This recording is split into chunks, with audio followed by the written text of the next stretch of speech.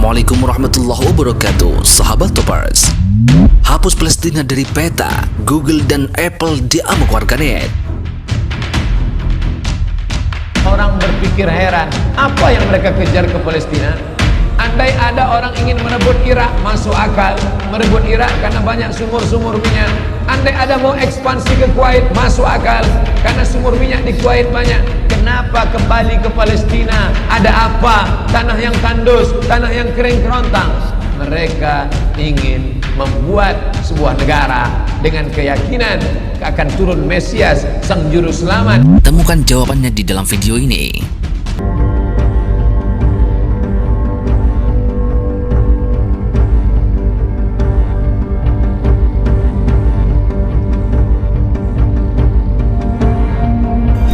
Seperti yang dilansir dari Regular.co, penghapusan nama Palestina dari peta oleh Google dan Apple memicu amarah publik.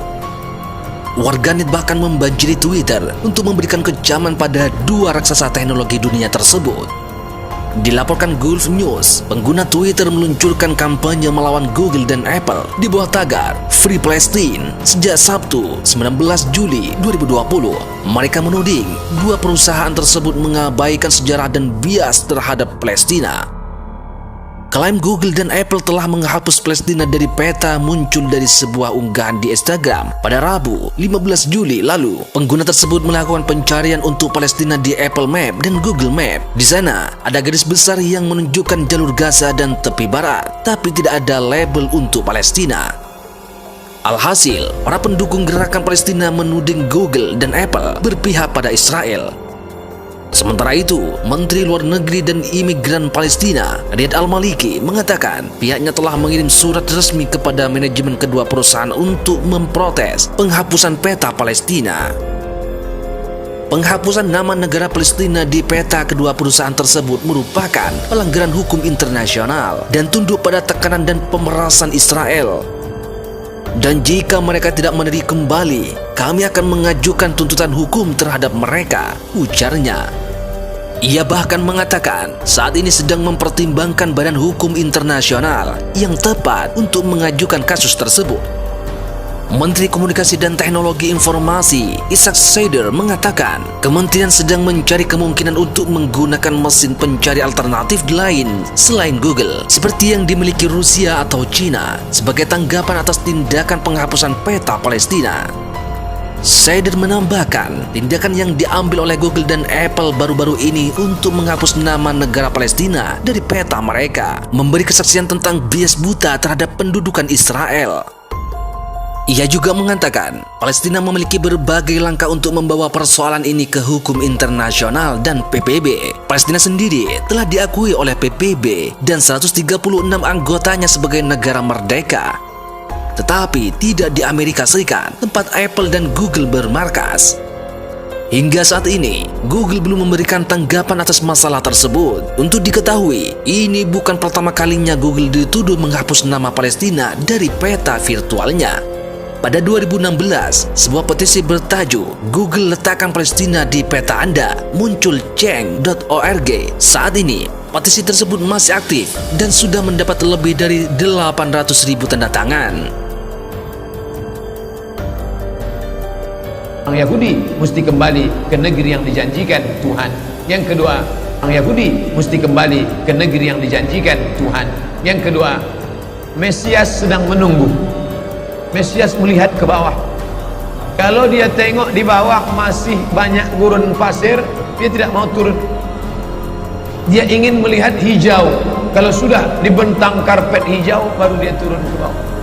Maka yang dimaksud dengan hijau itu adalah ditanami tanaman-tanaman hijau, penghijauan yang luar biasa.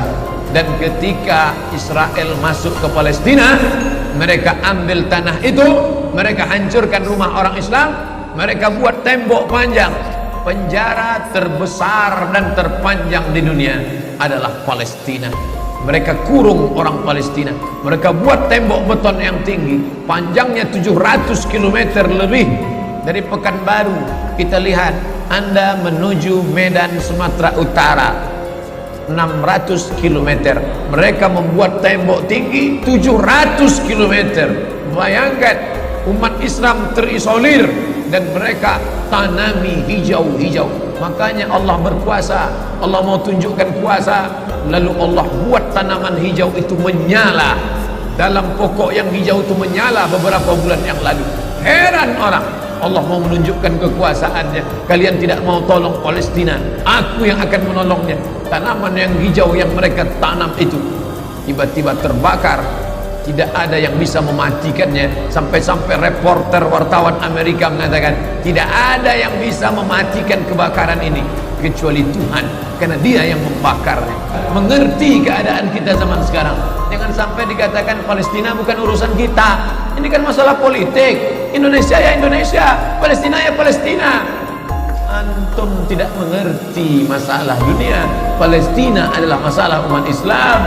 Subhanalladzi asra bi'abdihi. Maha suci Allah yang sudah memperjalankan hambanya minal masjidil haram, dari masjidil haram, ilal masjidil aqsa, masjidil aqsa, masjidil aqsa Palestina. Kita yang tertulis dalam kitab suci kita bahwa kita punya ikatan emosional. Kenapa kita tidak yakin itu? Yahudi ajarannya dibuat-buat, ajarannya mitos, tapi mereka punya keyakinan yang luar biasa. Mereka rebut negeri itu, mereka kuasai, mereka hancurkan negeri musuh. Atas dasar apa? Keyakinan bahwa Mesias akan datang. Yang kelima, apa yang mereka lakukan untuk Palestina? Mereka meyakini ada Temple of King Solomon, tempel kuil King Solomon, Raja Sulaiman. Datang pula orang Indonesia latah, dikatakannya Sulaiman ini kerajaannya bukan di Palestina, di Yogyakarta, Sleman. Kata dia, King Solomon itu punya tempel kuil, dan Temple of King Solomon letaknya pas di bawah Al-Masjidil Aqsa. Apa maknanya? Mereka mengeruk setiap hari bulldozer, traktor, ekskavator, terus mengeruk keliling Masjidil Aqsa. Mereka ingin meruntuhkan Masjidil Aqsa. Tulis Temple of King Solomon, enter, pilih image, tampak gambar replika. Inilah kerajaan Sulaiman yang ada di bawah Masjidil Aqsa. Akan mereka naikkan. Mereka sudah bangunkan rumah kecil replikanya, seperti orang Riau membuat rumah replika, rumah Melayu Kampar, rumah Melayu Siak, rumah Melayu Bengkalis. Di mana rumah itu? Di Purna MTQ.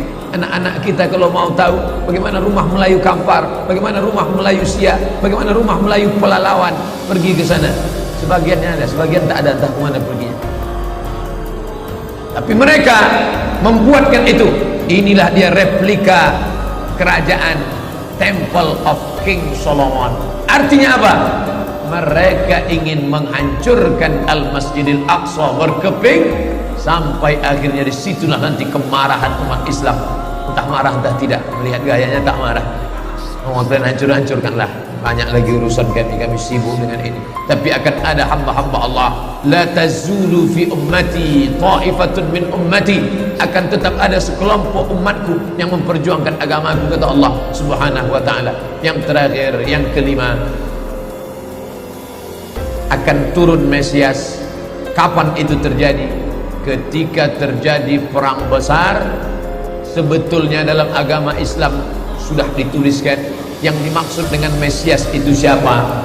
Kata Imam Al-Hafiz Ibnu Hajar Al-Asqalani dalam Fathul Bari, yang dimaksud dengan yang dinanti-nanti mereka itu adalah Dajjal. Dajjal itulah sesungguhnya yang sedang mereka nanti.